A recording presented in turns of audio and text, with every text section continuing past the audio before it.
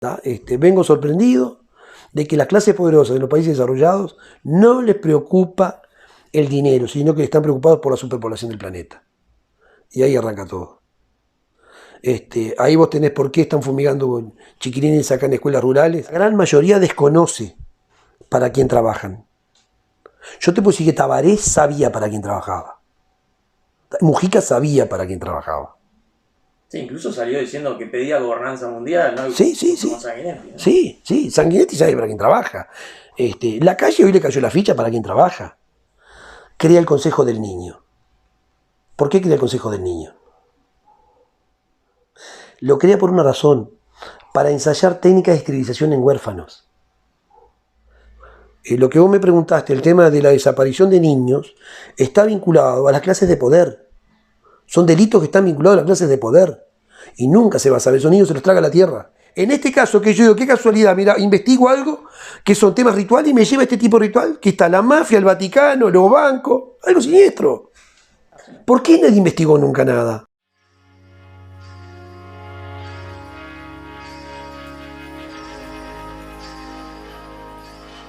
Bueno, bienvenidos a todos. Hoy tengo el honor de estar con Enrique Leivas, que tiene estos dos hermosos libros, herramientas recomendados para todos los que quieran adquirirlos. Bueno, se pueden contactar con él, después le vamos a pasar los links en la descripción.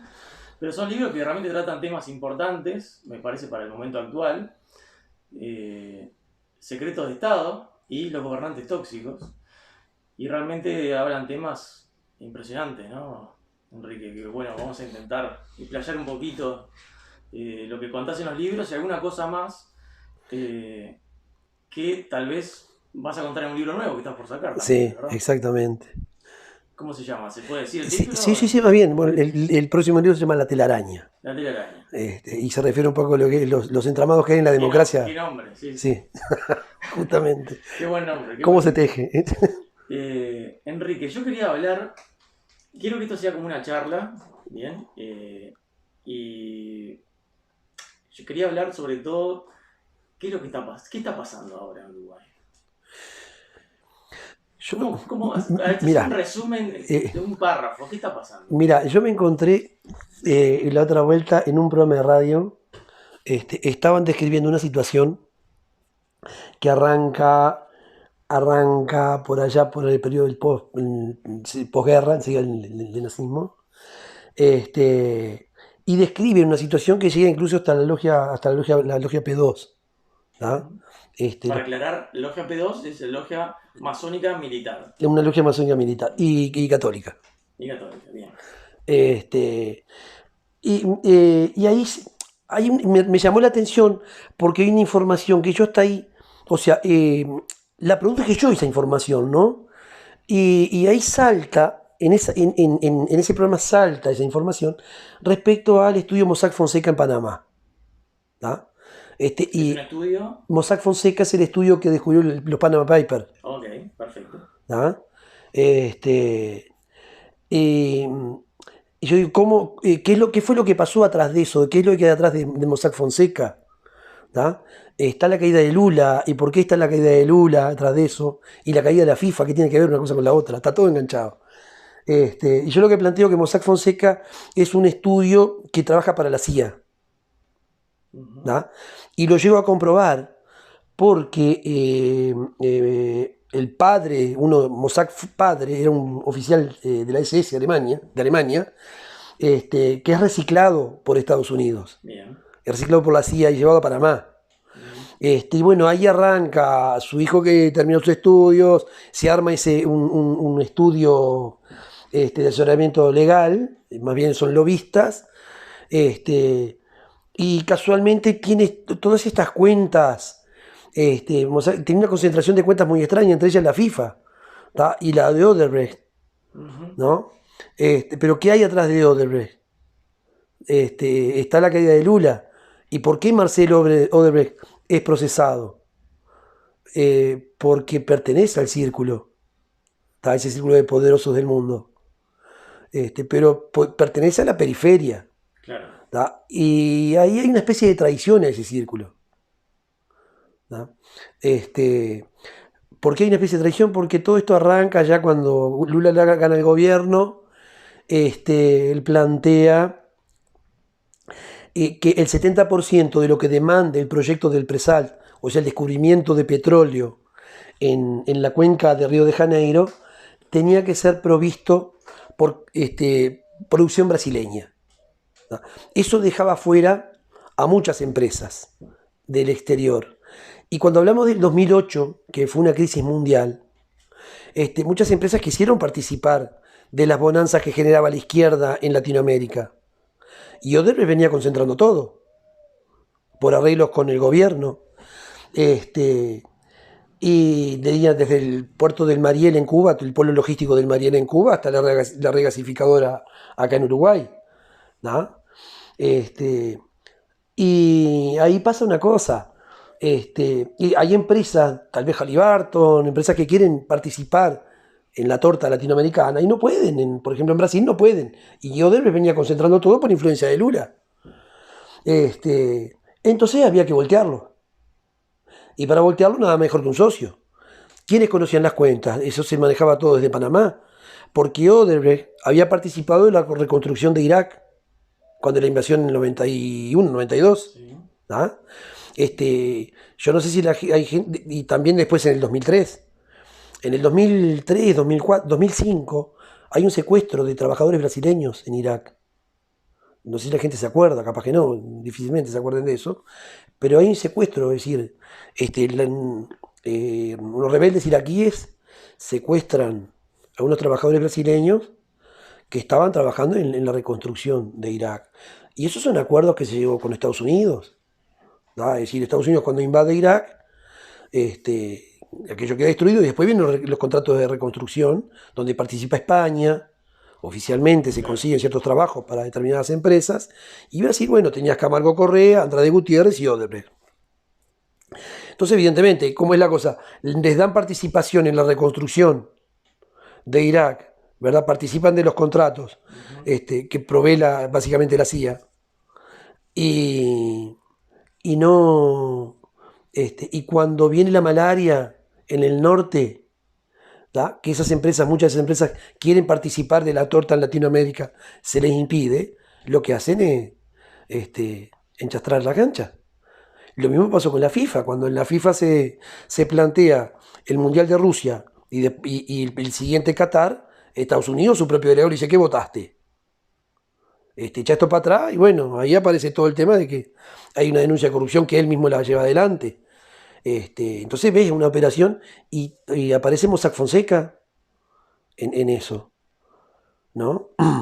Me llamó la atención eso en ese programa, que plantearan esto, ¿tá? De cómo la teoría esta de Mossack Fonseca, que hasta ahí se lo había manejado yo. Digo, estos locos leyeron el libro, yo qué sé.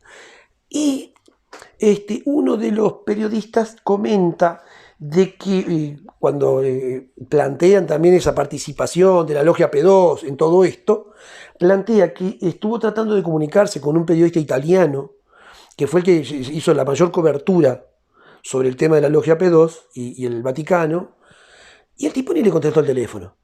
Entonces, estos locos lo que hacen es abonar la teoría de que Uruguay no cuenta en el Concierto de las Naciones. Lo que dijeron, ni me atendió el periodista, no existimos. ¿Ah? Y nos quieren hacer creer que no existimos, nos quieren hacer creer que la historia se da por sucesos, son como compartimentos estancos. Y lo que está pasando ahora es ni más ni menos que lo que se planificó en la década del 60. ¿Ah? El tema forestal, energético, logístico, todo se fue manejando. Uruguay arranca en la década del 60, como toda Latinoamérica, a llevar adelante un proceso de análisis, de estudio muy profundo, o por lo menos profundo como no se llevaba hasta ese momento. Fíjate que entre 1908 y 1963 no había habido un censo de población, ¿no? ¿Cómo podía ser? Y en el 63 empieza el tema censo de población, se crea el tema de la comisión CONEAT, se empieza todo estudio de suelos, las posibilidades, el potencial de Uruguay para diferentes actividades productivas, aparece el tema forestal, y aparecen los temas energéticos, aparece lo logístico. Pero ahí esa década, o sea, la década del 60 es una década básicamente que empieza la etapa de estudios, ¿verdad? Ahora, si vos mirás, la mayoría de las compañías, y sobre todo las energéticas planifican a 50 años, de 50 a 100 años planifican los horizontes. ¿Y eso qué quiere decir? Que esos planes que empezaron a producirse en la década del 70 a partir de esos estudios, si vos sumás 70 más 50 te va a dar 2020. ¿Da? O sea, estamos en el periodo ventana ese que esas cosas se tienen que empezar a concretar. Okay. ¿Da? Lo que está pasando hoy en Uruguay es que se están empezando a concretar, ¿da? Esas cosas que se planificaron en un momento. ¿Y qué pasó? Esos planes se fueron desarrollando. En aquel momento no había una conciencia ambiental. Era netamente productivista, tanto izquierda como derecha. Lo que llevaban eran proyectos, digamos, de producción prácticamente predadores, ¿verdad? Y bueno, hoy en día estamos con otra cabeza, si se quiere, por ahí nomás, ¿eh? Este, digamos que hay ciertos paradigmas que cambiaron, pero el modelo es el mismo, la estrategia es la misma. Y el tema es que empezar a llevar a cabo todos esos planes. ¿Tá? Y Uruguay sí cuenta en ese concierto, y Uruguay es un país modelo, es el país donde se están ensayando todo esto.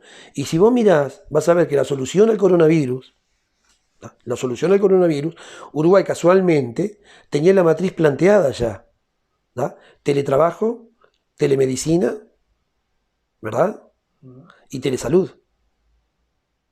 Yo en este libro lo planteo después de haber hablado con el director del Centro de Trasplante de Corazón en Casa de Galicia, por el Centro Nacional de Trasplantes, ¿tá? O sea, el centro de referencia. Uno de los centros de referencia en materia cardíaca es Casa de Galicia. A raíz de un familiar que tenía un problema que había que trasplantarlo, él vivía en el exterior, vivía en Cuba, y el único país que lo admitía era Uruguay. Empezó a buscar, o sea, le empezamos a buscar un país que lo recibiera y llevara adelante la operación, ¿verdad? Y el único país que lo recibía era Uruguay. Porque las demás naciones habían desarrollado, habían creado políticas de protección a lo que se llama el turismo de trasplantes. ¿Da? Y esto acá hay un dato importante. O sea, el turismo de trasplante es turismo de trasplante.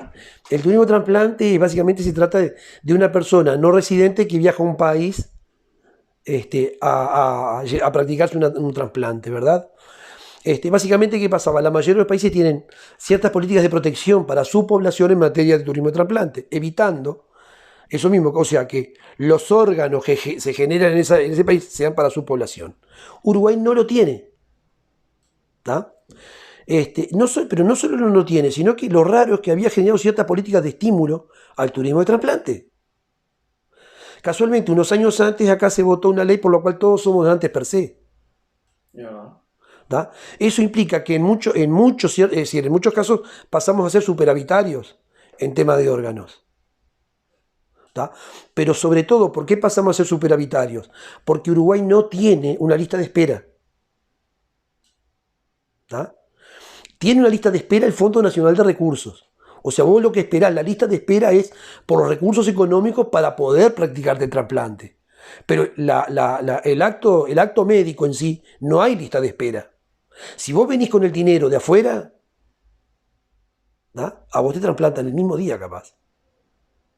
Y ahí, ¿por qué se llama turismo de trasplante? Precisamente por eso, porque hay toda una práctica que requiere cierta internación previa, que a veces es en hoteles, puede ser también en el propio centro médico, ¿da? Pero hay una etapa de estudios previo a la operación, que se produce una especie de servicio de alojamiento, ¿da?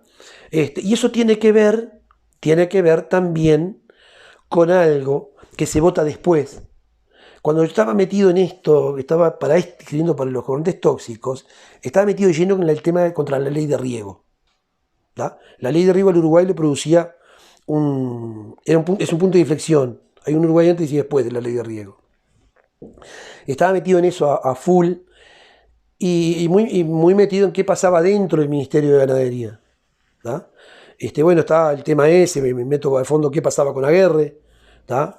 Y bueno, ahí encuentro a Aguerre metido en todo esto, cómo él trae una versión muy eugenista de la cosa. ¿Tá? ¿Aguerre quién es? Aguerre fue el ministro de Ganadería, Agricultura y Pesca en el periodo de Mujica. Perfecto. ¿Tá? Aguirre viene del periodo de Mujica y queda en el periodo de Tabaré. ¿Tá? Y él plantea que va a permanecer en el gobierno hasta que se vote la ley de riego. ¿Tá? Porque eso era ya un acuerdo convenido con el Banco Mundial. O sea, quien le plantea a Tabaré que Aguirre tiene que ser el ministro es quien le plantea eso es el Banco Mundial. La imposición de que Aguirre sea el ministro. Y estaba Enzo Benech, que era el viceministro, el subsecretario. Entonces, esperen, para. ¿Cuál es la conexión? Entonces me tenés que contar. Ahora voy. Bueno, okay. Enzo Benech está al frente de la Cotriba. ¿Qué es la Cotriba? ¿Qué es la Cotriba? No me acuerdo qué son las, pero es el tema aquel de, perdón, es el tema aquel de el cuidado de las mascotas. Sí. ¿Va? Y el microchip de las mascotas. Sí. Ajá. ¿Te acordás del microchip de las mascotas? Sí. Bueno, el microchip de las mascotas tenía que ver con esto. O sea, no era el tema del microchip a las mascotas. El tema era cómo generaban una política de salud que fuera hacia la telemedicina a través de un implante de un microchip. Para eso lo más fácil era para tratar de cambiarnos a nosotros, porque lo plantean era un tema de marketing, que la gente se iba a resistir, se iba a oponer. Ven que la forma de bajar un poco esa animosidad de la gente el rechazo a ese microchip, puede ser, bueno, vamos a empezar con las mascotas. Cuando vean que funciona con las mascotas van a ir todos corriendo. ¿Qué pasó? Uruguay no lo aceptó. ¿Vos te acordás de eso? Uruguay no acepta el microchip. La propia sociedad y los propios animalistas y mascotistas se resisten al microchip. Y bueno, entonces ahí ven que hay otro tema. O sea, no se va a poder llegar a implantarle a la humanidad un microchip en forma voluntaria, así nomás. Había que hacerlo en forma compulsiva. ¿Cuál era la forma? Generar un virus. Generar un virus a través del cual todos fuéramos en forma voluntaria y ansiosamente a buscar esa solución. Y esa solución está a través de la vacuna. O sea, generar una demanda médica para que voluntariamente vayas a pedirlo. Sí, sí. Es decir, si vos mirás la vacuna, necesariamente, es decir, para producir esta vacuna tienen que pasar por nanotecnología. Claro. Y la vacuna es transgénica. Sí. Pero hay un dispositivo nanotecnológico. Ahí está el problema. ¿Y cuál es el fin? ¿Por qué nos quieren poner un chip? Control y reducción de población. La cuestión es esa. Por eso decía Aguerre, el ministro nuestro de Ganadería, cuando un día viene de una cumbre en Europa y me llamó la atención que lo entrevistaran en el aeropuerto de Carrasco. O sea, mucha prensa para recibirlo. Generalmente el discurso del ministro de Ganadería que se esperaba ansiosamente es el del Prado. Después son intervenciones de prensa. Digo, no te digo qué hacía la prensa, tanta prensa esperando a Aguerre en el aeropuerto. Cuando lo entrevistan, Aguerre ahí les comenta, dice que viene de Europa y que viene sorprendido de ver que en los países desarrollados las clases poderosas no están preocupadas por el dinero, les preocupa la superpoblación del planeta. Lisa y llanamente lo dijo así. Okay. Digo, ¿qué pasa con la prensa nuestra que no es capaz de captar mensajes, investigar? No sé. Pero se lo dijo así, expresamente. Vengo sorprendido de que las clases poderosas de los países desarrollados no les preocupa el dinero, sino que están preocupados por la superpoblación del planeta. Y ahí arranca todo. Ahí vos tenés por qué están fumigando con chiquilines acá en escuelas rurales para sacar alguna tonelada más de soja. ¿Por qué estamos contaminando agua, suelo, aire? Si vos mirás, hoy básicamente el 80% de las enfermedades son básicamente, se deben a factores ambientales, Sí, ¿no? Son evitables. Y me refiero a que son factores ambientales y evidentemente estilo de vida, ¿no? claro. Todo lo que tiene que ver con... Ahora, Enrique, yo veo ahí tu libro, ¿no? Bueno, está hablando de toxicidad y veo los políticos ahí metidos, ¿no? Mm. Uno piensa, los políticos viven con nosotros, están acá, son vecinos nuestros, muchos de ellos, la gran mayoría. No están preocupados Mira, por la salud. mira, yo creo que la mayoría, la gran mayoría desconoce para quién trabajan. Yo te puedo decir que Tabaré sabía para quién trabajaba. Mujica sabía para quién trabajaba. Sí, incluso salió diciendo que pedía gobernanza mundial, ¿no? Sí, sí, Como sí. Sanguinetti, ¿no? Sí, sí, Sanguinetti sabe para quién trabaja. La calle hoy le cayó la ficha para quién trabaja. ¿Tá? Capaz que el político aldeano, ¿me entendés? Se siga manejando con los parámetros antiguos. Claro. Pero acá veo que vos tenés mucha investigación de organizaciones secretas. ¿Tá? El Club de Bilderberg se lo atribuye en la creación al príncipe Bernardo de Holanda, Sí. en el año 58, ¿verdad? ¿Qué estaba haciendo el príncipe Bernardo de Holanda en el año 51 en Uruguay? ¿Tá? Vino a visitar y se quedó expresamente en la casa de la familia Sainz, dueños de Funza, y vino a la estancia de Gallinal. Expresamente. Aquí. ¿A qué? ¿Tá? Y yo para mí es sencillo. ¿Tá? Cuando vos organizás una reunión, ¿tá? Y vos querés que cierta gente esté presente, a vos te interesan determinadas personas, ¿qué salís a hacer? Más personalmente. Personalmente los invitás. Hoy en día tenés los medios para invitarlos personalmente por otros medios, pero en aquel momento se tomaba un avión y se iba. ¿Ah? Sí, pudiendo hacerlo. ¿No? Claro. Ahora, vos me vas a decir qué miércoles iba a venir a ver a la familia Sainz y decir quién es Uruguay para meterlo en el Club Bilderberg. ¿Quiénes son? ¿Quiénes son? Hay un tema. ¿Tá? Hacía, en el año 51, hacía 6 años había terminado la Segunda Guerra Mundial. ¿Tá? Y la Segunda Guerra Mundial se pudo llevar a cabo en parte porque Uruguay, la General Motors, ¿tá? Le proveyó de equipos a Alemania a través de la Opel, una empresa americana.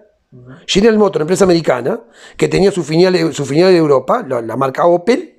¿Tá? Acá se producían piezas, ¿tá? Para la máquina de guerra alemana. Y uno de los insumos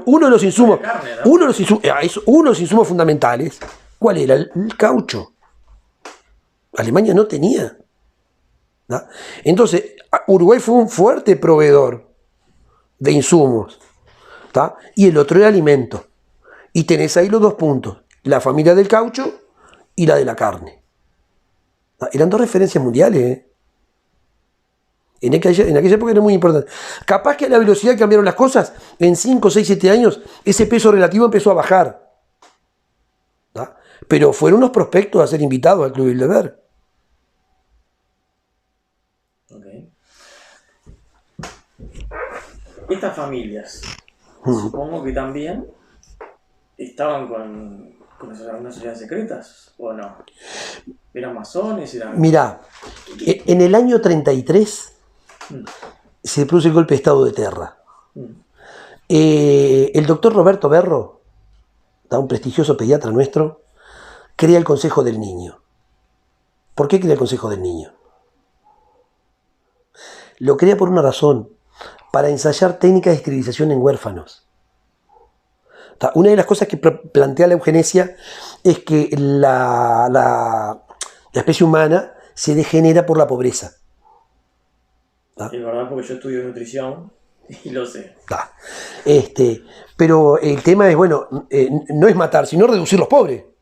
Sí. Ahora lo que plantean es lo otro, es decir, bueno, vamos a eliminar la pobreza, pero no vamos a eliminar la pobreza, eliminemos a los pobres.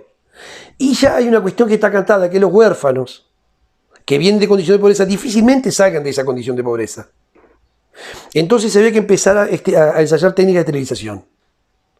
Y Uruguay lo empieza a llevar a cabo a través del Consejo del Niño. O sea, piensa llevarlo a cabo a través del Consejo del Niño. ¿Y qué usaban? ¿Tenés idea de qué usaban? El tema es uno, no se llevó a emplear. ¿Por qué? Porque en el año 33, coincidentemente, un país entero decide llevar la eugenesia como política de Estado. O sea, si gana esa fuerza política en ese país, la eugenesia pasa a ser política de Estado, y hablo del nazismo. Claro. Cuando Hitler en el año 33 alcanza el cargo de canciller, ¿da? Arranca una promesa para toda la sociedad eugenésica a nivel mundial.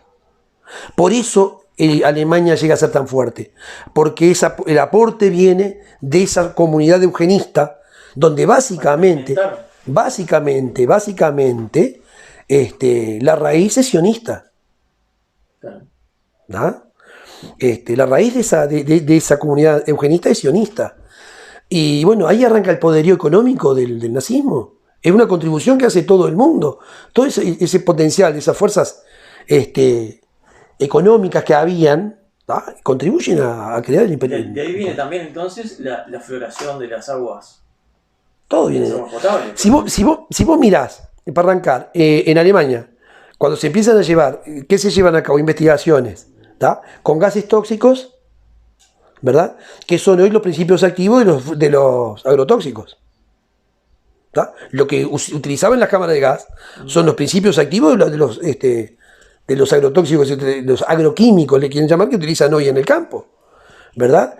Y la otra rama que arranca ahí fuerte es la investigación genética, ¿da? Que avanza hasta el día de hoy en lo que es la transgenia, ¿no? Pero bueno, esos desarrollos arrancan ahí, con todo ese potencial. Ahora, yo te preguntaba, las sociedades secretas, ¿cuáles hay acá? Porque las más conocidas están la masonería, Sí. el Opus, Sí. La Orden de Malta. la Orden del Caballero de Malta. ¿Qué más? Y después tenés una serie de organizaciones pequeñas que están trabajando en lo que se llama, o sea, realmente lo que se llaman hoy el tercer poder, son esas organizaciones sociales, ciertas organizaciones sociales. Para el primer poder, ¿cuáles son? No es la prensa, sino que realmente son esas organizaciones sociales. Okay. Entonces, yo detecté 4, por lo menos ya acá en Uruguay, que están operando dentro de organizaciones sociales como el PIT-CNT, no sé, dentro de los ministerios incluso, Ayoca, Avina, Civicus, para Ayoca, Avina, Civicus, y no me acuerdo, lo tengo acá anotado las 4. No conozco ninguna. ¿No? No, ¿de dónde son? Y mirá, las que conozco, estas básicamente tienen raíz americana, pero el origen está en el Instituto Tavistock de Inglaterra. Okay, bien. ¿Da? Esto que te va a parecer mentira, pero en febrero, creo que fue el año pasado, me llaman unas brisas de Manantiales, o de Punta del Este, que estaban haciendo una reunión para generar una organización ambiental, y fuimos con Freddy, un amigo, un compañero, y la reunión se hizo en Manantiales, está en un comercio de productos saludables. Casi eran todas mujeres, creo, había uno o dos varones, y nos encontramos con una persona que yo lo nombro acá en los guardias tóxicos, que es un pescador artesanal de Playa Penino, de Punta Penino. Y en determinado momento este hombre les había pedido para filmar, ¿da? Filma toda esa reunión, y en determinado momento él plantea de que esa organización que estaban queriendo crear debía llevarse por los objetivos, por los ODS, ¿tá? Debería llevarse por los objetivos de desarrollo sustentable, Cuando digo, pero este loco marcando línea acá, poniendo los objetivos a Ulises, entonces digo, no, mirá, me parece que vamos a hacer algo más bien de orden local, ¿no? Que evidentemente que si tienen que estar en línea con los ODS, bueno, pero básicamente la lucha tiene que ser por la percepción de un conflicto con el territorio en el que ocupan, ¿tá? No que sea, no, porque los ODS, y siguió bromando hasta que al final los gurises dijeron, no, nosotros queremos luchar por, básicamente, plantearnos algo en territorio, ¿tá? Está bien, lógico que pensamos que los ODS son el objetivo allá, como discurso político, pero en los hechos queremos llevar a cabo una lucha para defensa del territorio. En algún momento dice, bueno, yo me tengo que ir, Y antes le digo, bueno, ustedes, gurises, miren todos los que estamos, ¿tá? Y pregúntenle a determinada persona que ustedes conocen porque es un productor orgánico y es proveedor de la tienda de acá, pregúntenle a ustedes qué experiencia tuvo con uno de los presentes que estamos acá. Nombrarle a todos los que estábamos, ¿tá? Y bueno, a ver qué te dice de qué incidente que tuvo con uno de estos personajes. Porque ya había pasado de que este personaje había estado en una comunidad de productores orgánicos y los había hecho pedazos, ¿tá? Tratando de imponer ciertos objetivos y tentándolos con la posibilidad de créditos de las multinacionales, ¿tá? Un pescador artesanal. Evidentemente no tenía lenguaje, yo digo esto es raro, y bueno, lo empecé a hurgar y el tipo pertenece a Civicus, esa organización que forma. Entonces, así como decían que en la década del 60 y 70 el comunismo iba a Rusia, ¿tá? Los comunistas iban a Rusia a ser adoctrinados, ¿tá? Esta gente también van a ser adoctrinados. Sí, sí. Es decir, de repente no está visto, pero son filiales, son sucursales, sí, sucursales. Fundación, Organización Randa, MIT, el Mitre, miles, ¿no? Ahora, ya que hay tantas organizaciones, que no son tantas, son unas pocas, comparado con la población que hay, son pocas. Entre ellas hay conflictos, pero son conflictos locales. O sea, son matices. Mirá, otra de las cosas que acá en la década del 70, ¿tá? Cuando empieza el combate a la guerrilla, estaban presentes el FBI y la CIA, ¿tá? El FBI estaba a través de la Agencia Internacional de Desarrollo. Pero el cometido del FBI no es el control, ser policía, ni control de resguardo de nada a nivel internacional. El cometido del FBI es el delito federal en el territorio de Estados Unidos. No pueden operar fuera, como la CIA no puede operar dentro. Y acá están operando los dos, ¿tá? Y ahí se produce un conflicto, ¿tá? Y por eso los Tupas matan a Dan Mitrione, ¿tá? Sin saberlo le están haciendo un mandado a la CIA, porque Dan Mitrione había pasado por el MK Ultra, ¿tá? Siendo FBI, pasa por un entrenamiento de la CIA en el MK Ultra, ¿tá?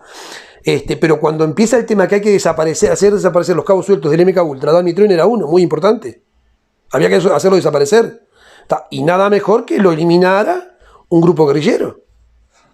Entonces le pasan los datos al MLN, le pasan los datos de quién es Dan Mitrione, que se lo hacen pasar con un supuesto espía cubano que estaba en la policía nuestra.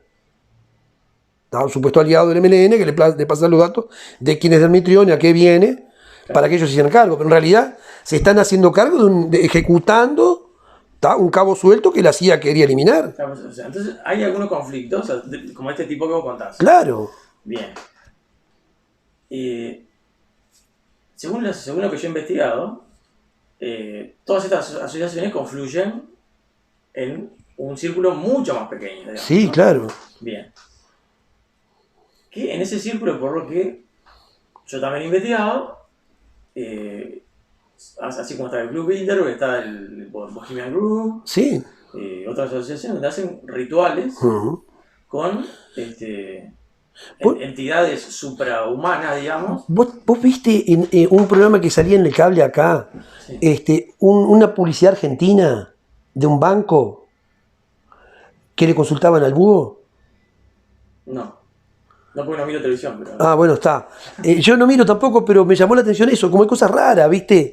De decir, hago catarsis con algunas cosas y ahora, por ejemplo, miro en TV Ciudad, en la retro está el F-86. Sí. Y el otro día pasarte esos mensajes subliminales que te mandan los yankees son grandiosos. El F-86 comenta de que se va con la 99 de vacaciones en un barco a Guatemala, ¿tá? en un barco bananero que se llama Chiquita, ¿tá? Y Chiquita Brands es la herencia de la United Fruit Company. ¿La herencia de él? De la United Fruit Company. Ajá, ok. ¿Tá? Es decir, la compran los Bush y le cambian el nombre a Chiquita Brands. Y me llamó la atención eso, ¿no? Un barco bananero con el nombre de la empresa que mantiene el legado de la United Fruit Company, que era la compañía. Es como un guiño ahí. Claro, esas cosas son unos genios porque se nos cagan de la risa en la cara. Claro, bueno, a eso voy. Porque entonces, convengamos que están todos trabajando para un fin común eugenésico. Sí. Ese es el mensaje final. Sí, más bien. No, o sea, no es un tema económico, es un tema de población. Evidentemente que tienen que derramar dinero, tiene que haber derrame de dinero en cantidad. Ellos producen el dinero. Claro, lo producen ellos, sí vale para ellos. Que igual convengamos, por lo que superpoblación no hay. Vos juntás a toda la gente del mundo, Bueno, pero te dicen que sí. la pones en hectáreas y hectáreas y te sobra terreno por todos lados. Pero ¿cuál es el verso? Bueno, por eso Primero, están organizando a la gente sí, para que crean eso. para que crean eso, porque además están generando condiciones de hacinamiento. Claro. Si vos miras la violencia que hay en el medio urbano, es por las condiciones de hacinamiento en que se vive. Claro. Y ojo, a alto y bajo nivel. Porque yo llego a una conclusión de que el ser humano etológicamente no está preparado para vivir en esas torres. Sí, como pájaro. Claro, perdés el contacto con el verde. Y hoy en día se han descubierto las redes neuronales que mantienen las plantas. ¿Tá? Digo, ese contacto que perdés con el verde, ¿tá?, genera ciertas cosas. Totalmente. ¿Tá? Y eso que pasa en un edificio de que viven 500 familias y no se conocen. La goma. ¿Sí? Perdés el contacto con el... Sí. Bueno, volvemos a la pregunta. Estas sociedades, ¿no?, que trabajan aquí en Uruguay, la más grande es la masonería, ¿sí o no? No sé si la más grande, porque digo, mirá que acá hay gente de Orden Amor, de los Rosacruz, fuertes. Uh-huh. ¿Ah? De repente son pocos, pero muy fuerte la presencia que hay de la Orden Amor. ¿A quién tienen, por ejemplo? Y yo conocí a uno, un tipo muy pesado de la Orden Amor, que incluso cuando el Frente gana en el 2005 me llamó la atención que lo fueron a ver para que administrara ciertos proyectos justamente que tenían que ver con ANCAP en el litoral. Un contador de muy bajo perfil, ¿no? Igual, pero muy fuerte. Digamos que los cabecillas de esto no son figuras públicas. Y, no es un tabareo. No. Evidentemente que, digo, hay titiriteros. Acá hay titiriteros que manejan eso. No. Okay. Eso ni hablar. Bien. ¿Qué pasa? Que lo que vos lo mencionaste en la entrevista que te hicieron en la radio, el programa de La Lupa, Bajo la Lupa. Desaparición de niños. Bueno, yo descubrí una cosa. Año 63, el diario El País publica una nota interior muy chiquita, donde dice que desaparecen 1.200 niños por año. ¿Tá? Leyendo después el texto, ya al final te dice, bueno, pero de los 1.200, el 95% aparecen. ¿Tá? Pero el 5% eran 60 niños. ¿tá? O sea, niño más, niño menos, me daba más o menos uno por semana. Que yo ahí, una de las teorías que elaboré, que podían tratarse de rituales religiosos. ¿tá? Y ahí me voy a buscar, en los crímenes del Vaticano, ¿tá? Empiezo a buscar por ahí y me encuentro con algo increíble, ¿no? Pero la desaparición de un niño uruguayo en Roma, secuestro y desaparición de ese niño, aparece muerto, ahí está vinculado a la desaparición de 2 niñas que no aparecen nunca más, que están vinculados a un secuestro propagado por la propia mafia, ¿tá? Y era un reclamo, incluso ese secuestro de esos 3 niños, ¿tá?, tenía que ver con un reclamo a los estados a los cuales pertenecían. O sea, una la secuestran por ser nacida en el Vaticano, ciudadana vaticana, y por ser era hija de un oficial de un trabajador, de un empleado del Vaticano, un empleado laico civil, ¿tá?, del Vaticano, trabajaba en las finanzas. La otra niña que secuestran es una niña romana. Casualmente el padre tenía un bar que era donde hacía barra la Guardia Suiza, ¿verdad? Y el otro, el varón que aparece muerto, es este chico uruguayo. A mí me llamó la atención el tema de que la que aparece ahí en un calvario, ¿tá?, reclamando por justicia por el hijo es la madre. Yo ahí lo que veo es que el padre aplica el código de la omertà, digo, se está silenciando. La prensa italiana te hablaba de la muerte del hijo de un diplomático uruguayo, no te lo nombraba, ¿no? Daba el nombre del niño, pero no, el padre decía un diplomático uruguayo. Bueno, yo un poco por mi trabajo sabía que el organismo diplomático, es decir, salvo Ministerio de Relaciones Exteriores, el otro organismo que tiene sede diplomática en Roma es la FAO. Me voy a la plantilla de la FAO y lo encuentro.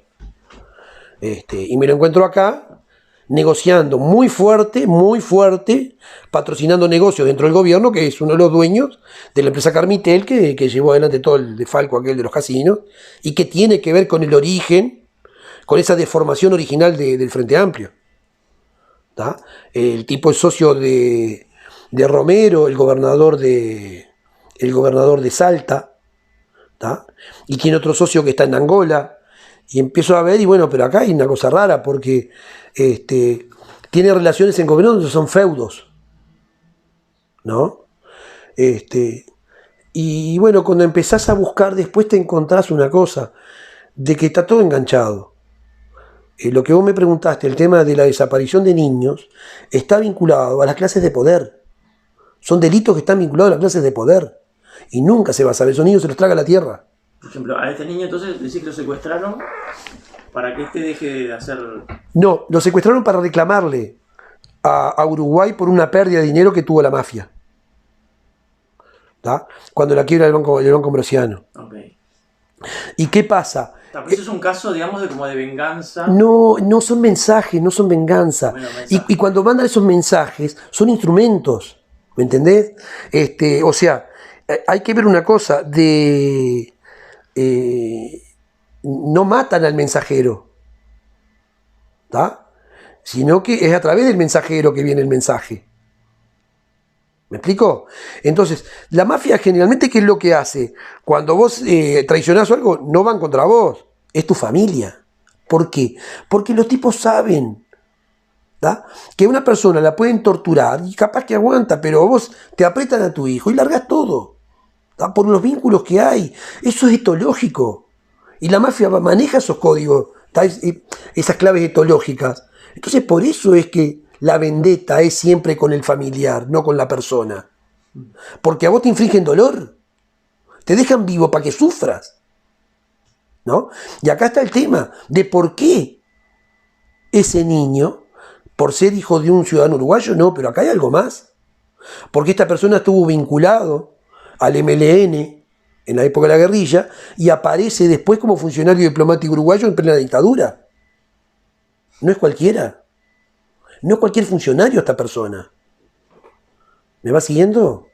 Bien. Y casualmente la madre dice que una de las causas por las que lo pueden haber matado al niño es porque ella, la suegra, era vecina, perdón, la madre de ella era vecina de Licio Gelli acá en Carrasco.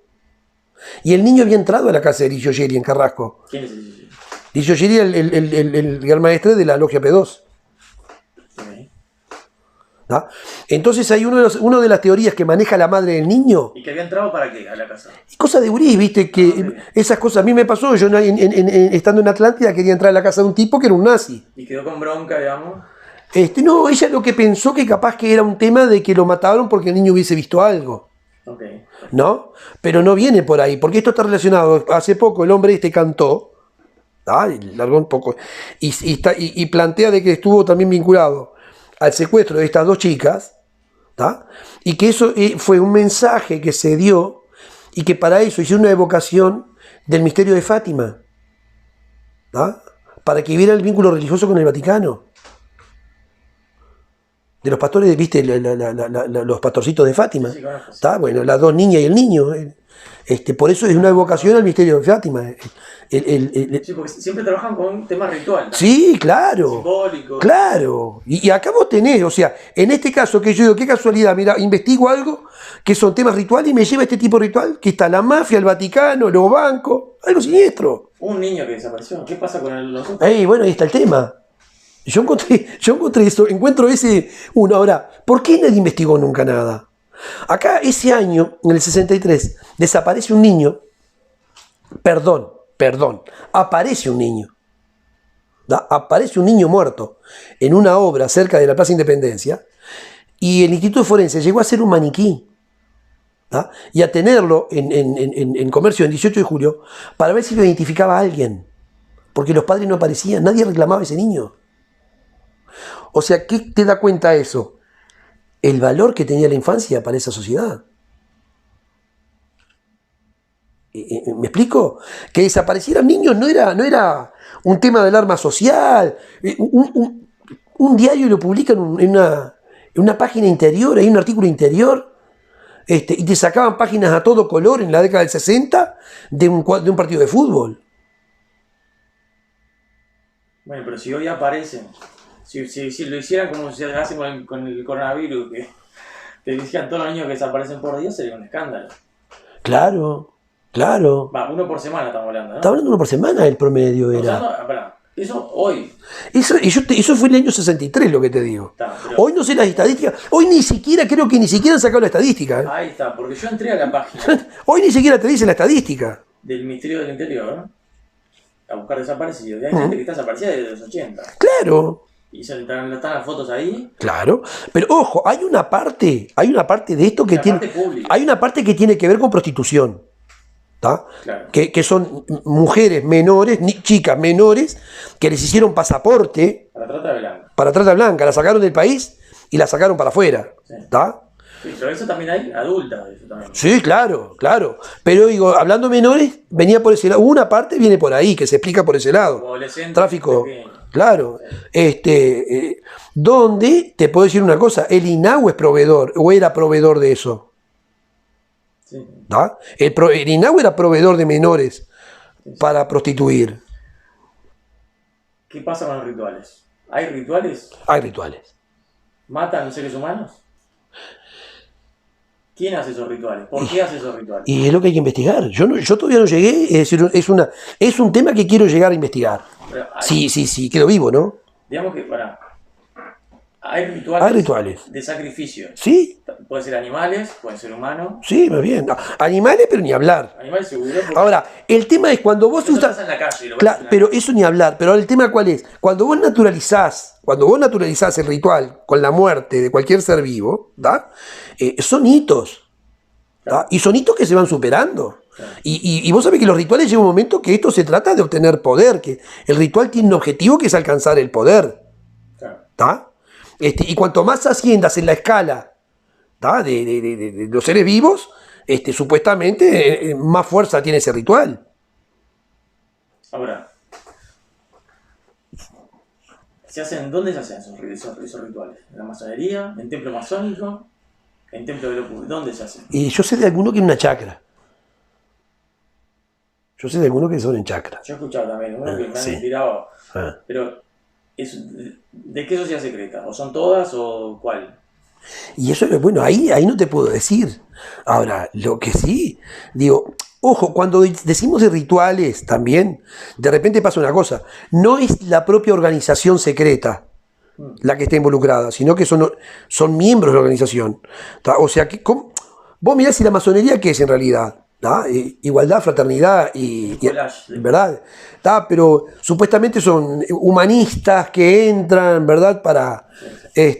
Ahora, evidentemente, yo creo que puedan entrar con toda esa voluntad y voluntarismo, claro. Ahora, el tema es que en la medida que vas escalando, el tema es lo que corrompe es el poder. Claro. Y en la medida que vas escalando en la pirámide, vas llegando a la proximidad con el poder. Y ahí empieza la corrupción.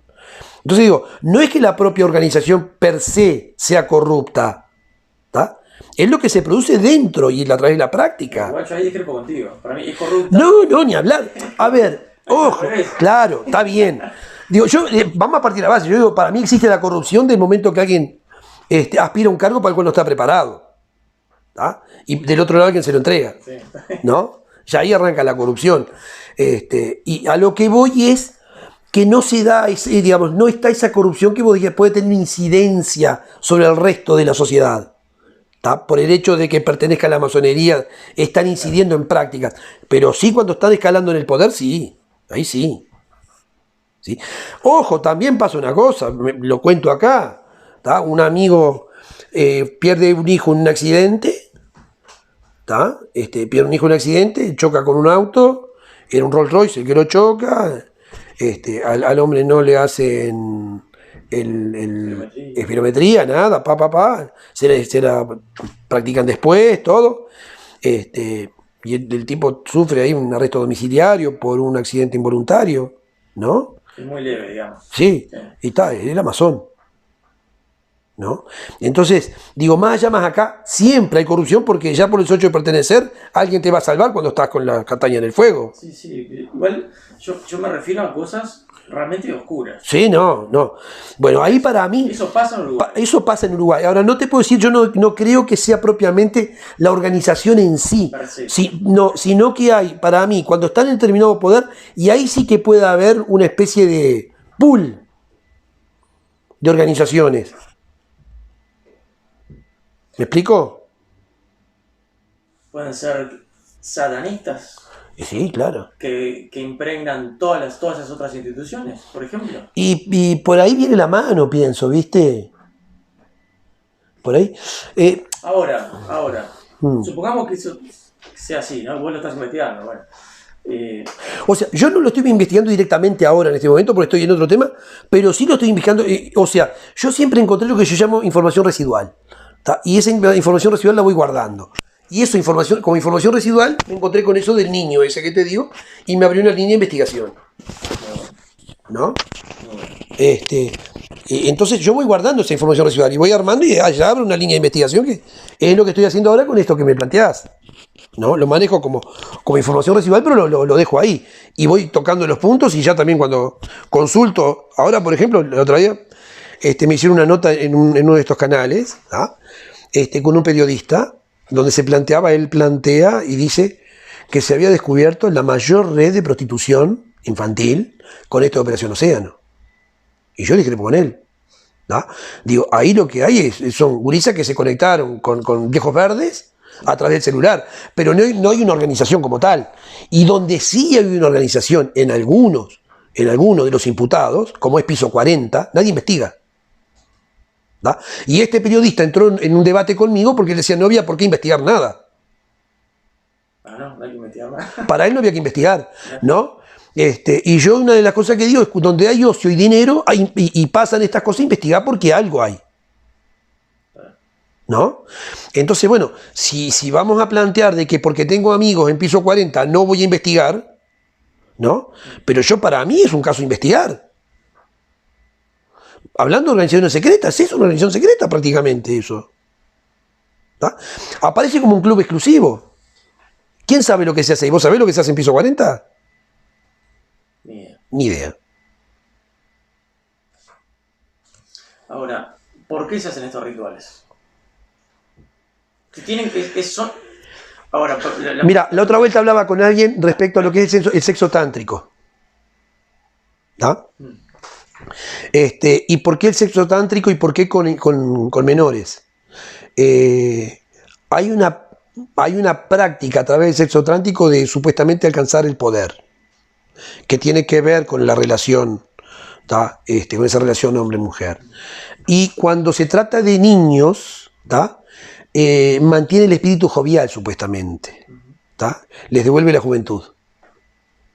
Hay un consumo de menores por eso, porque estaban viejos verdes, ¿tá? Que practican esos rituales a través del sexo tántrico, suponen, ¿tá? Primero, evidentemente, lo utilizan como práctica ritual para alcanzar el poder, y a su vez eso les devuelve la juventud, supuestamente. Digamos que esto es la continuación de los antiguos sacrificios de vírgenes. Sí, el concepto. Conceptualmente es lo mismo. ¿Es lo mismo? Es lo mismo. En la era moderna. Claro, claro. Ahora, ¿tienen una importancia a nivel social este tipo de rituales? ¿O es simplemente una perversión de esos poco poderosos que se quieren perpetuar? Mira, a mí en Piriápolis me decían que había nacido Mazurkiewicz en Piriápolis. Yo digo, viví mucho tiempo ahí, voy, es decir, yo soy medio trashumante, voy, vengo, y Piriápolis es un lugar de recalada, vive mi familia ahí. Y siempre me decían que había nacido Mazurkiewicz. nunca le di pelota a ese dato, hasta que, como tiene estas informaciones marginales, me aparece algo. ¿Tá? ¿Cómo alcanza el poder el sionismo? ¿Tá? Muy sencillo. Cuando empieza la persecución de los judíos en Europa, que empieza la migración, o sea, la segunda, después de la de 1492, que trae el descubrimiento de América, que minga que Colón vino a buscar especies, ¿tá? Lo que vino buscando fue tierra para los judíos. ¿Qué pasa? Empiezan esas organizaciones a favorecer la migración, o empiezan a patrocinar, entonces la familia Rothschild y el barón Hirsch. El barón Hirsch tiene una fuerte presencia en el Río de la Plata, sobre todo en Argentina, con familiares directos, y incluso se crea Bunge-Born, una gran empresa de granos, tiene que ver con esta gente. ¿Pero qué tiene que ver con eso? Bueno, en el principio del siglo XX, ¿tá? Cuando empiezan estas migraciones a raíz de la persecución de por parte de los zares, de Rusia, los judíos, bueno, parte de Europa los empieza a desplazar, sobre todo los judíos askenazí, que se empiezan a instalar, empiezan a crear organizaciones, supuestamente mutuales, como para defenderse entre sí, la técnica Alejandra, lo que hace cualquier organismo vivo que quiere sobrevivir, ¿no? Y bueno, venían colonizando cierto un espacio y bueno, era la técnica del enjambre. Ahora, ¿qué pasaba? Esas organizaciones mutuales que eran bancadas, patrocinadas, sobre todo por la familia Rothschild y por Hirsch, ¿tá? Empezaron a ver también cómo encontrar el poder a nivel local. ¿Y cómo era? Bueno, iban a Rumania, iban a Rusia, o a Polonia, pero sobre todo Rumania y Polonia, y le ofrecían a esas familias judías recontra empobrecidas y perseguidas, de salvarles, sobre todo a sus hijas. ¿Tá? Entonces iban a buscar jovencitas y las traían para acá con supuestas promesas de trabajo, hasta de casamiento, ¿verdad? Hasta de educación, que acá la colectividad las iba a ayudar, y las prostituían. ¿Tá? Ahora, evidentemente que los primeros servicios le eran provistos a quien era la clase poderosa. Eran a los jueces, a los ministros, a los políticos, ¿no? Y autoridades. Y era una forma de ir captando poder. Y así ciertas familias judías, sionistas, fueron alcanzando el poder en la zona del Río de la Plata, en Brasil, ¿no? Muchos quedaron abajo, es decir, que tuvieron su cuota de poder, pero se mantuvieron como dealers, ¿tá? Es decir, eran los cafillos, ¿tá? Que manejaban, pero se mantenían en el bajo mundo, pero otros recalaron. Claro, pero... y fueron alcanzando el poder y se vincularon así con nuestras clases políticas, ¿tá? Y empezó eso de que te traiga una jovencita, ¿tá? Ahora, de ahí a que después se terminen, ¿tá? de que eso termine en rituales, es un paso. Yo también voy, ya que me decís eso, digo, bueno, yo te doy una jovencita, como decís vos, a cambio de otro favor. Claro, de poder, no, lógico. Evidentemente que de esa forma fue como muchos hoy se conforman en familias patricias. Eso que se llamó, en aquel momento se llamaba Sui Migdal. Primero se llamó, primero era la organización Varsovia, ¿tá? Hasta que un cónsul polaco en Buenos Aires lo denuncia. ¿El año? 30. El año 30. Vamos a ver esto. ¿Por qué pasan las cosas?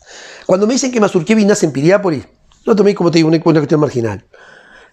Empiezo a buscar y cuando me encuentro con esta información de la Sui Migdal, ¿tá? De que el cónsul polaco en Buenos Aires la denuncia a una mafia judía llamada Varsovia, y a partir de que ese cónsul la denuncia, esa mafia cambia de nombre. De Mutual Varsovia pasa a llamarse Sui Migdal, que en hebreo es la gran fuerza. ¿Tá? Ahora, evidentemente ese cónsul, imagínate, se transformó en alguien perseguido. ¿Tá? ¿Sabe cómo se llamaba? Ladislao Mazurkiewicz. ¿Tá? Ahí me voy a una cosa que cuando me dan ese dato que Ladislao Mazurkiewicz nace en Piriápolis, me empezó a cerrar algo. Porque el padre de Ladislao Mazurkiewicz era pescador. ¿Ah? Y vos miras, y Piriápolis no tiene maternidad. ¿tá? Pero además no tener maternidad tenía una cuestión. El viejo Piria funda Piriápolis, ¿tá? Enquistado y peleado con la clase política nuestra. Entonces, ¿qué pasa? La corrupción política como tal no había llegado a Piriápolis. Y para mí era un refugio. ¿Tá? Y cualquier persona perseguida, ¿tá? En connivencia con la clase política, Piriápolis es un excelente refugio. Y si se trata de tener familia, una mujer, ¿qué mejor lugar? Un lugar que no tiene maternidad, ¿tá? Donde la clase política no tiene gran incidencia. Sí, está totalmente anónimo. Totalmente anónimo. Porque Ladislao Mazurkiewicz, que nació en Piriápolis, ¿tá? No tuvo vida social. Eso fue lo que me llamó la atención. No encontré a nadie que me dijera, yo fui a la escuela con él, yo lo conocí, yo esto, lo otro, nadie. Y vivió unos cuantos años allá. Okay. ¿Tá? Ahí empecé a encontrar una conexión con todo esto. ¿Tá? Y bueno, entra el fútbol. Vos nombrabas, sí, no metamos en el fútbol, pero vos nombrabas también en esa entrevista una frase que a mí me impactó muchísimo, que fue monje negro. ¿Qué significa Y bueno, ser monje negro? un monje negro es una persona que maneja los hilos, ¿tá? Y maneja esos contactos de la política con la economía, ¿tá? En un submundo. ¿Tá? Y acá hay Tiene que ver varios. con rituales, entonces. Vos lo nombrás más como una cuestión... Se le llama, claro, se le llama monje negro por esa cuestión, capaz que se lo relaciona con Rasputín, ¿no? Okay. Por esa vinculación de asesor del poder, Okay. ¿no? En este caso, uno que yo mencioné como monje negro, sí tiene que ver con este caso que yo te digo, que la muerte de su hijo fue un ritual. Tiene que ver con un ritual, si se quiere, masónico, ¿tá? Porque hay un reclamo a los estados parte por una quiebra, digamos, si se quiere, o por un dolo hacia la mafia. Ok. Pero la pregunta entonces final sería, ¿esta gente que hace rituales están en instituciones de poder público? Sí. ¿Y son conocidos? ¿Son políticos conocidos? ¿O están en un segundo plano porque no son tan conocidos? Y mirá, yo qué sé, yo acá no te puedo decir que conozco a nadie, sé de nadie, porque, digo, sé me pasaron información de lugares donde se practican, ¿tá? Digo, no sé quiénes son los que asisten, ¿tá? Pero sé también, yo qué sé, en el interior hay muchos lugares donde la masonería tiene ese ritual de ir todos encapuchados, ¿no? Y entonces, bueno, digo, es muy la frontera entre eso es muy difusa. ¿Encapuchado cómo? ¿Como el Ku Klux Klan? Sí, tipo, sí. Mira, en el año 95, el Partido Colorado propone a Mario Carminati de intendente de Montevideo, ¿no? La lista que le crean es la lista 2000. Ese año, pero un año antes, Tabaré Vázquez va a ver a un amigo mío, ¿tá?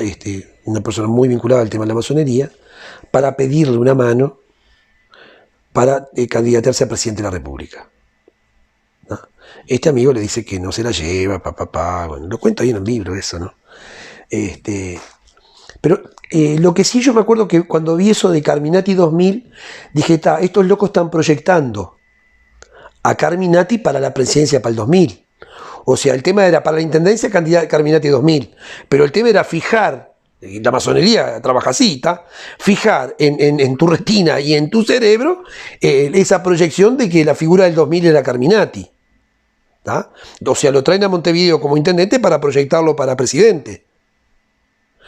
Lo habían puesto director de UTE. Y al poco tiempo muere Carminati.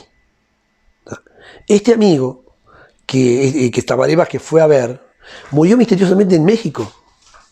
Fue, decir, o sea, todo lo tomamos, evidentemente, y yo hasta el día de hoy supongo y creo que fue un accidente, pero murió ahogado de una forma insólita en un espejo de agua de 50 centímetros, ¿no? Y yo digo, qué casualidad esas cosas que se hacían a Tabaré, ¿no? De personas que tenía que eran su oposición, ¿tá? En la candidatura a la presidencia. Porque la gente tiene que entender una cosa, que no se crean que la decisión de Tabaré Vázquez ser presidente se tomó en el Frente Amplio. ¿Tá? Quien levantó el dedo fue la masonería. Después vino el Frente Amplio.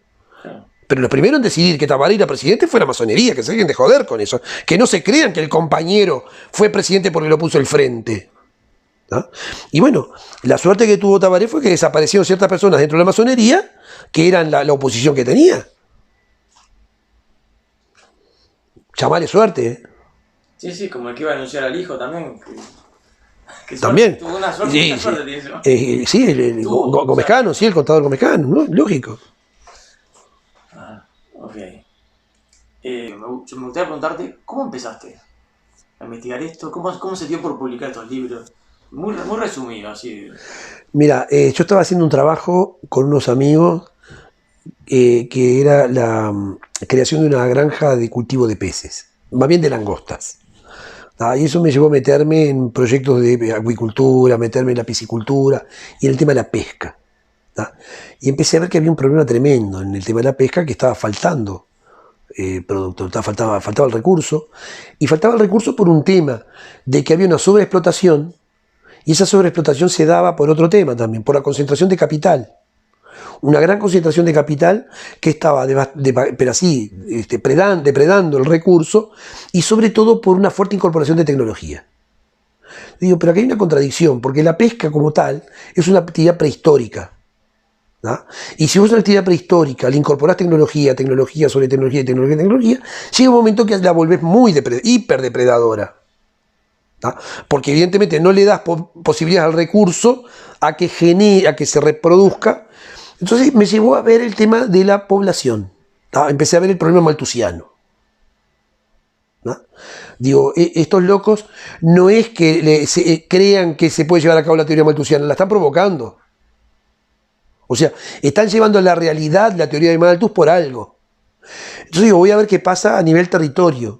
Cuando me vengo para el continente me encuentro agua contaminada, escuelas rurales, fumigaciones sobre escuelas rurales. Y empiezo a decir, digo, pero esto no es por plata. Porque la ciencia económica como tal se define como una ciencia racional. El principio que establece la ciencia económica que dice como tal, se define como una ciencia racional. Y entonces me pregunto, ¿qué tiene racional? Claro, tiene que ser sustentable entonces. Lógico, pero para arrancar, ¿qué tiene racional fumigar niños? Digo, esto es otro tema. Van a ser tus consumidores. Claro, digo, pero pará, digo, esto no es por plata. Entonces digo, esto es por un tema de población. Y ahí me empiezo a meter. Y yo también por algún proyecto estuve viajando a Cuba y empecé a viajar frecuentemente e investigar un tema que era la eugenesia, porque donde empieza a incursionar la eugenesia en Latinoamérica es por Cuba. Y otro fuerte es México. Y me encuentro en México que quien integraba la Sociedad Mexicana de Eugenesia y Mejora Racial era Roberto Berro. Este pediatra nuestro que arma el Consejo del Niño. Entonces, digo, bueno, ya encuentro una conexión. La otra conexión que yo veía, es decir, de acuerdo a cómo se venía manejando la cosa, después de haberlo votado y apoyado y haberme encantado con Tabaré Vázquez, digo, pero este tipo está trabajando para ellos también. ¿No? Ahora, ¿cómo pruebo yo que Tabaré Vázquez es eugenista? Roberto Berro ya lo puedo probar porque lo encontré en publicaciones en México y en Cuba. Y encontré discursos de él en Argentina, en foros de eugenesia. Ahora, con Tabaré, ¿cómo lo pruebo? No había forma. Y me encuentro un día que Tabaré da un discurso desde Estados Unidos, cuando lo nombran líder académico de la Academia Científica de la Fundación Woodrow Wilson para América Latina. Woodrow Wilson fue uno de los primeros presidentes legitimados de la eugenesia en Estados Unidos. ¿No?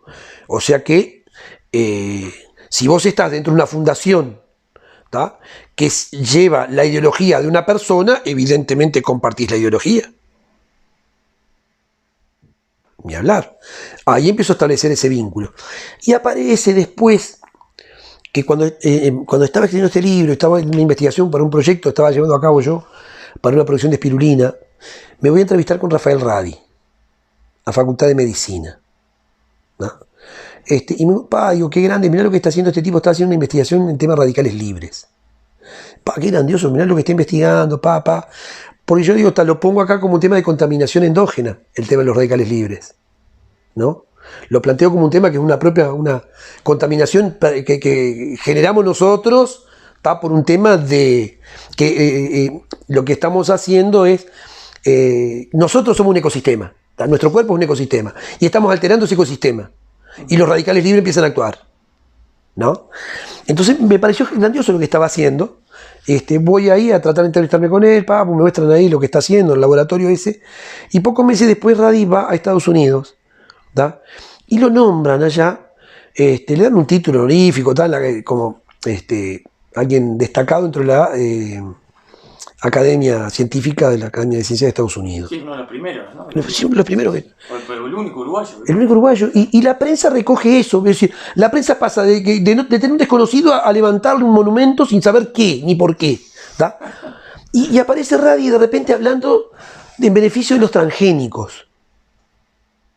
Y ahí dije, entonces acá te lo nombro, o sea, no te lo nombro, a Radi no te lo nombro, pero sí te menciono en lo que está. ¿Da? Y yo a la gente, me acuerdo cuando hacía la presentación de este libro, le decía, tengan presente este nombre, Rafael Radi, porque en un momento ustedes lo van a ver, ¿da? Que va a ser alguien destacado acá por algo. ¿Da?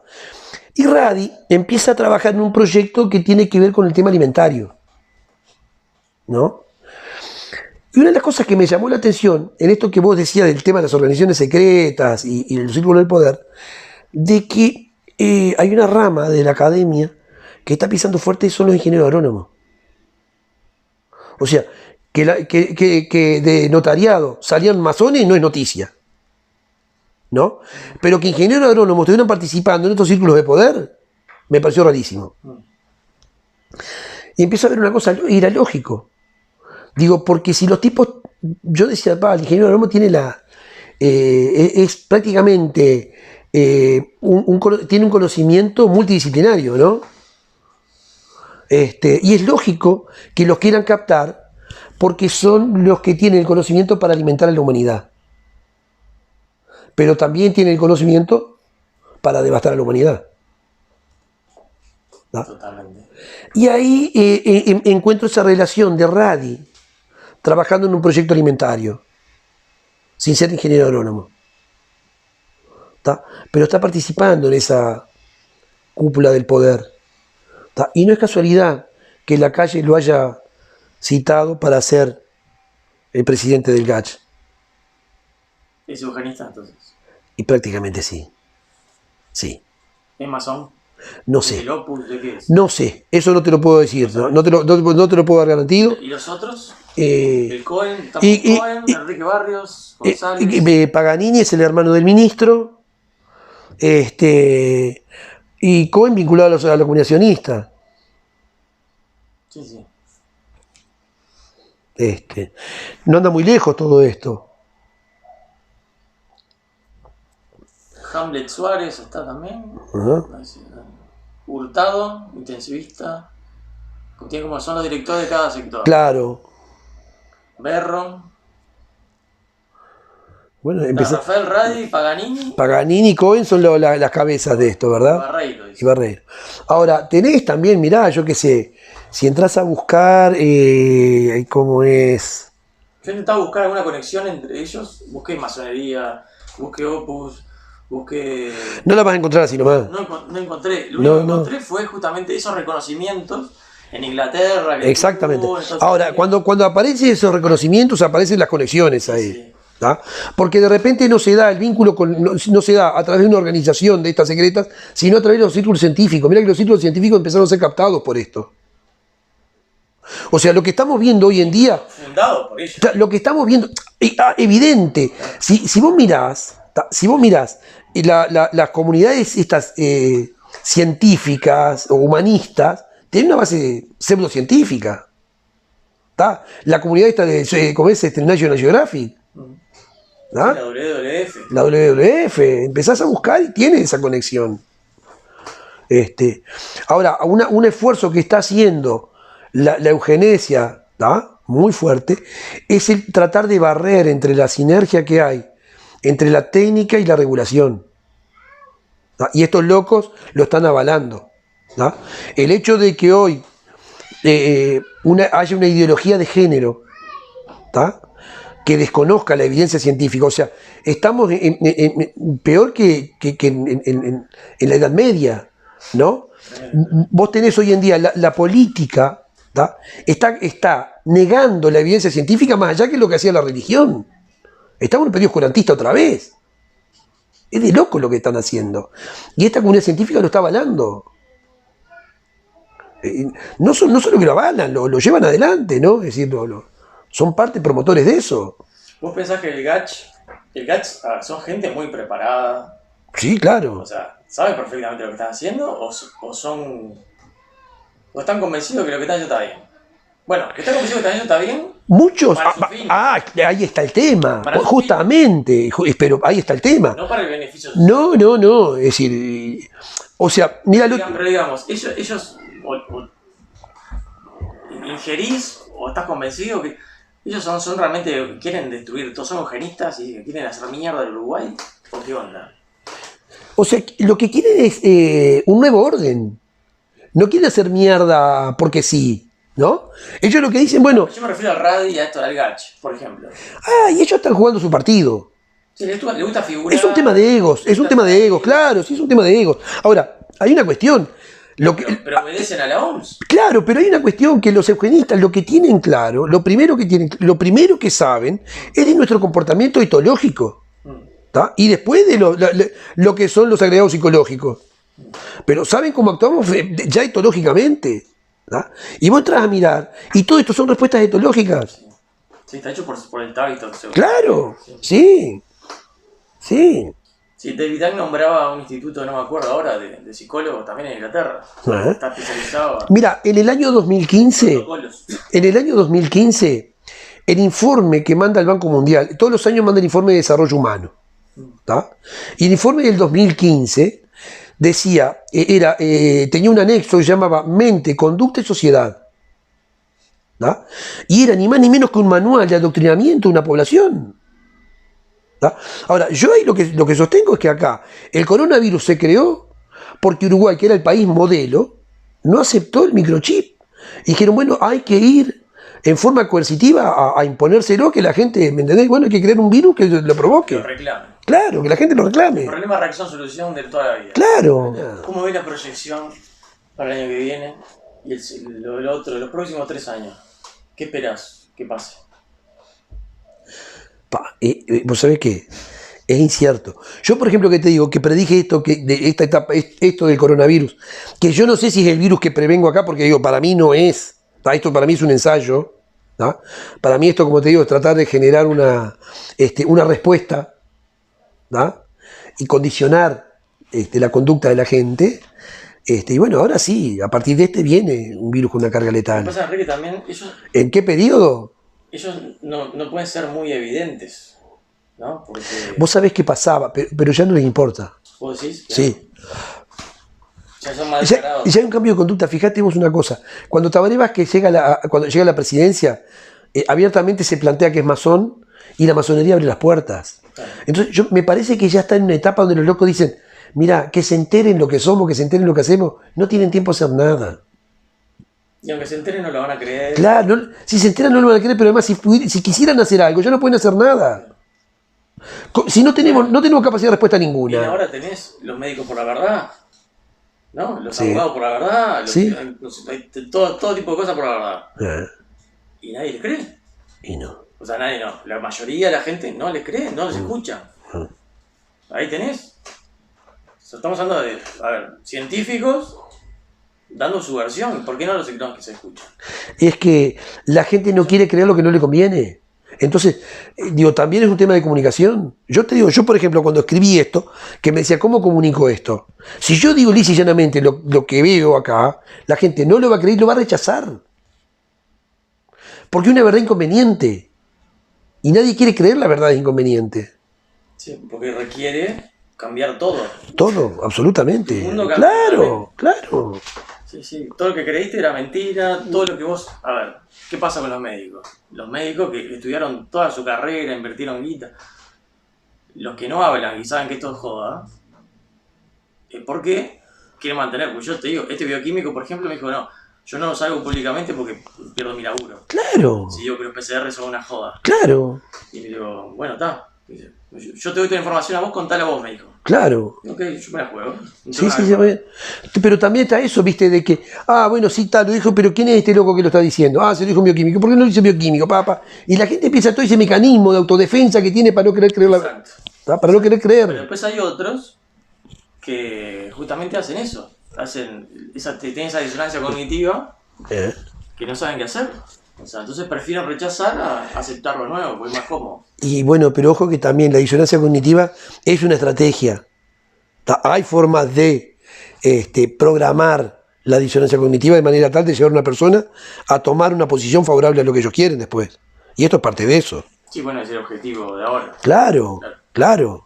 De nuevo, no, Reducir la disonancia cognitiva es la estrategia de ellos. Y eso, o sea, el Tavistock la tiene así clarita. Eso. Usada, Sí, ¿no? claro. Sí, sí. O sea, ¿cuál es la forma? Generando tendencias. Generan tendencias que generan corrientes de pensamiento. Ya está, ya tienen ahí la forma de ir organizando la sociedad como quieren. Entonces, si bueno, tenemos la comunidad LGTB, tenemos, ¿me entendés? La minoría afro, y pa. Y vos mirá qué casualidad, ¿no? Ponen un presidente negro en Estados Unidos, ¿no? Y es cuando más palos se empiezan a los negros ahora. Sí, sí. Ponen un presidente casado con una extranjera, una migrante de allá de Europa del Este, ¿no? Y es cuando más se le da las políticas migratorias. Digo, la tienen clarísima. Siempre utiliza un elemento del medio. No hay peor cuña que el mismo palo. Y para sin caos no puede haber orden. Lógico. Bueno, Enrique. Se va. Muchas gracias. No, gracias a vos. Un placer tenerte. Y ojo. Dejaste una cantidad de preguntas. Es que yo lo que digo, o sea, yo para mí la gente lo que tiene que hacer es cuestionarse. A mí no me tiene que creer nada. Sí, sí. Digo, a mí no me crean, cuestiónense las cosas. Cada uno haga sus deberes. Claro. Yo acá, por ejemplo, digo, lo que te doy acá es un manual de cosas que vos agarrá internet, investigala, buscá. No me creas lo que digo ahí. Exacto. Lo que sí te digo una cosa. Somos adultos y tenemos que ser responsables. Claro, yo lo que te digo. No dejar a los canales de televisión que nos den todo digerido que hará para Bueno, Seba, vamos arriba. Gracias. A vos.